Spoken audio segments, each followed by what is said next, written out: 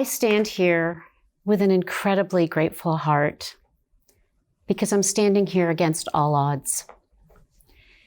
And what would happen if each of you could actually take any challenge that life brought you or any opportunity that came your way and turn it into a miracle? You see, there is a power that lives within you, within all of us, seeking to be met. I'm going to invite you to journey with me to a space of possibility. Because you see, so much more is possible than we even know. And in that possibility lies things beyond our current imagination. I want to take information to transformation beyond your imagination. And we're going to start right here in this moment by reflecting on the amazement of that sunrise and that sunset that shows up every day for us. And what about that miracle that happens in 9 short months that we call the birth of you? Why do I share this? I share this because there is an undeniable creative intelligence that exists in this universe. It doesn't just exist outside of us. It actually exists within us. And I'd like to share my story of how I took a challenge and created a miracle. I was born in India, and at the age of 3, I came to the United States with my parents. And at the ripe old age of 4, I had just come home from preschool in a new country, and I said, "Mommy, I want to be just like everyone else." Little did I know that that was the beginning of coping and survival mechanisms that ran my life without my knowing it. It is true. I actually became addicted to perfectionism and people-pleasing as a way of life. Now, truth be told, my life actually really did unfold pretty perfectly on the outside. So I had loving parents. I had an incredible education through graduate school in the human sciences. I then fell in love with an amazing man who I'm still with 28 years later. I was climbing the corporate ladder in healthcare management and administration, and I landed an incredibly senior position at a really young age. Gave birth to a beautiful boy. You get the story. Everything's looking really good. I then, we had a live-in nanny, a beautiful home, nice cars, and then another blessing, the birth of a baby girl. And then an incredible supportive spouse that says, "Sweetheart, if you'd like to stay home with the children, I'll support the family." So I dove in and began a career as a stay-at-home mom for a short bit. Then I even went on and I co-founded a company in the fashion industry. Go figure. So you see, truly on the outside, my life looked perfect. Little did I know that on the inside, there was a storm brewing. Because I received a phone call one day. "Shenal, you have cancer." Yes, it was my wake-up call, but it was far more than that. It was the beginning of my awakening. You see, the universe actually was trying to wake me up years before this, with little symptoms, little challenges, relationship things here and there, not certain about my career path coming up, those little things, some allergies, some back pain. But you see, I was no different than most of us. I was busy. So in my busy life, I became masterful at dismissing, ignoring, or barely managing the little things in life until the big wake-up call came, at which point I no longer had a choice. I had to change. My invitation to you is to pay attention to the little things in life. You see, the interesting thing is, and I learned on this very long journey, that the messages that they are giving us, those little things, are actually the very same message that the big thing was giving me. I just didn't know to listen. Now, at the very early phases of my diagnosis, I took everything I knew because I was so smart in the sciences, and I did everything physical that I possibly could. And I added, in integrative medicine, the detoxing, the juicing. I even put into the mix powerful, positive affirmations, gratitude journaling.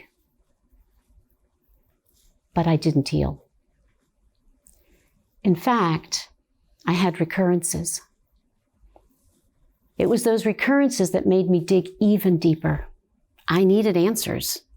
I needed to understand life. So it took me on an entire spiritual journey. And I was literally a seeker of truth at this point. I didn't care what the truth was. I just wanted the truth. Along those years, what I came to realize is that there are physical laws of the universe that govern us, but there are also spiritual laws of the universe that govern us. And when we bring those together, that's when the miracles begin. So at the early phases, when I was at the early stage of cancer and statistics looked pretty good, I didn't heal. Fast forward through many years of intense pain, suffering, hardship, and a lot of expenses, and a very advanced stage of cancer, when the statistics were very grim. I healed. How and why did that happen? You see, during that time, that gap from the beginning to the miracle happening, I spent many years and I took everything that I could learn, quantum physics, neuroscience, human physiology. I began to combine that with age-old wisdom and consciousness and what is a soul and what is that journey all about. And I put that together and I took a deep inward dive. And yes, I began to literally peel away the buried emotions, the falsehood that I had been living for decades, the limiting beliefs that I had acquired and accumulated, unresolved traumas, as well as ancestral patterning. You see, those get handed down just like traits until we wake up and change. So what I learned in that journey and what I'm passionate about is that we are powerful co-creators of our miracles. Let's talk about miracles for a moment. You see, miracles are something I thought, like most people, just land in your lap, poof. If we're lucky enough, if we were good enough, we might just have a miracle. Unfortunately, this is a very helpless state of existence. Let's demystify miracles for a moment. Miracles, when you look at the power of science and you look at the power of spirituality, miracles don't happen by chance. We co-create them. Well, you hear me use this word co-create. I must share this story. I needed to understand what it was because at the early phases of my learning, people would talk about co-create and I'm like, what is this? I was in the depths of despair in a very, very dark moment in my life, very afraid. In the midst of many, many tears, I cried out, why is this so hard? And why is life so complicated? And instantaneously, almost, I heard a voice. And that voice said to me, Shenal, it is you and all of humanity that has made this complicated. And my ears perked up. You see, it is true that you must participate in the unfolding of your entire life. But your part was intended to be simple. And the part that's complicated was supposed to be turned over to the creative intelligence that creates that sunrise and sunset every day and that baby in 9 months. My mind was beginning to be blown open. I wanted to hear more, and the voice said, Shenal, breathe in and breathe out. And I did. And the voice said, was that hard? No, I responded. And the voice said, precisely. You see, in order for you to actually sustain life on Earth, all you have to do is breathe in and breathe out. That's the simple part. The complicated part is left to the creative intelligence.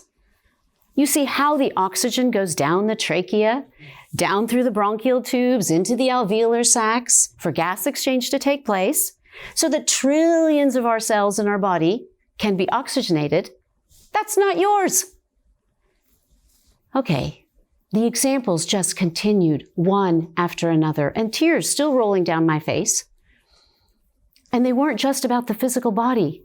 This voice was giving me answers about how the life we live can unfold when we do the simple and we let the creative intelligence do the complicated. You see, my story was about cancer. But the countless people I work with around the world, their stories vary. It doesn't matter what your story is. It doesn't matter what your challenge is, and it doesn't matter how small or how big it is. Pay attention, because it's trying to help you to become the powerful co-creator of miracles that you really are. So whether you have challenges in health, whether it's career, finance, love, purpose, it doesn't matter.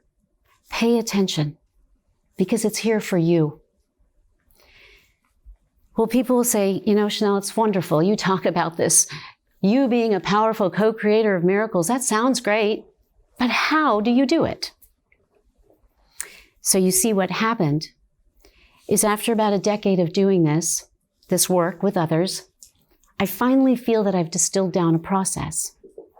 And that process is the A.T.M process to creating and living an abundant life. The A.T.M, no pun intended, the A.T.M process to creating and living an abundant life. But let's get clear first. Abundant, in my world, I see an abundant life as a life that has inner peace,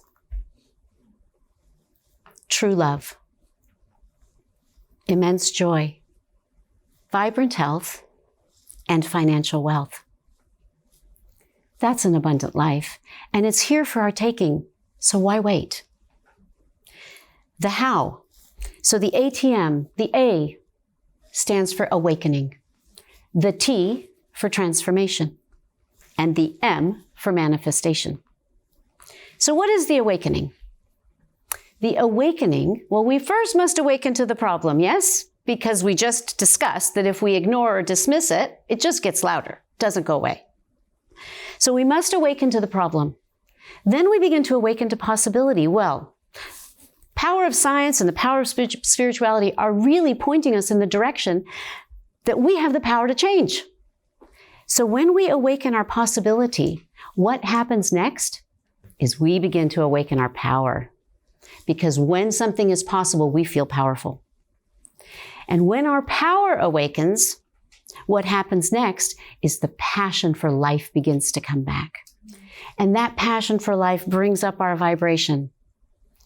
And when that happens, we truly feel courageous to step in and live life on purpose. This is the awakening piece. Really important. The next part is the transformation, the T in the A.T.M. Transformation. Okay, let's be honest. This is the part nobody wants to really do. I know I didn't. This is the part where we have to roll up our sleeves and be willing to get our hands dirty, because we have to tend to the personal life garden. Every one of us has a personal life garden, and it is true that every garden, every one of us, no matter our life circumstance, has flowers in it. There is goodness and greatness in our garden of life, no matter what. But in a life's garden that isn't tended to, there are also weeds. And you see, the weeds are our challenges. And what do we want to do? We want to get rid of the challenges, not temporarily, but permanently. So we can't whack a weed off at the surface. It'll just come right back. We have to get down to the root of the weed, to the root of the challenge, and we have to uproot it in its entirety so that it can fully and completely go away. What is that root? We spoke about it earlier. It's the buried emotions, the falsehood that we've lived, the limiting beliefs, the traumas that are unresolved, the ancestral patterning that we hold on to until we're ready to let it go. As we tend to our personal garden and we clear those weeds, what we're really doing is creating fertile soil.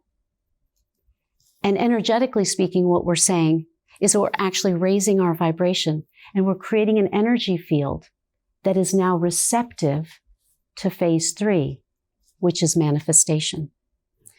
Now remember, because at the early phases of my diagnosis, I was, set on manifesting health. And I was doing positive affirmations and I was doing journaling and everything that I could that was positive. But I didn't heal. Because essentially what I was doing is I was planting seeds of flowers in a bed of weeds. Okay? Energetically speaking, it's a mismatch. Okay? There's not a resonance. So when we've done our transformational work and when we do it, and it's a life journey, when we do it, then manifestation, which is actually the receptivity to the higher energies of peace and love and joy and health and wealth, actually begin to flow towards us. And the truth is, real, true manifestation is not hard work. It's the exact opposite. True manifestation is when we can flow through life's perfection and things come towards us. It is my invitation to each and every one of you to have the courage to step into your power as a co-creator of your miracles. Thank you.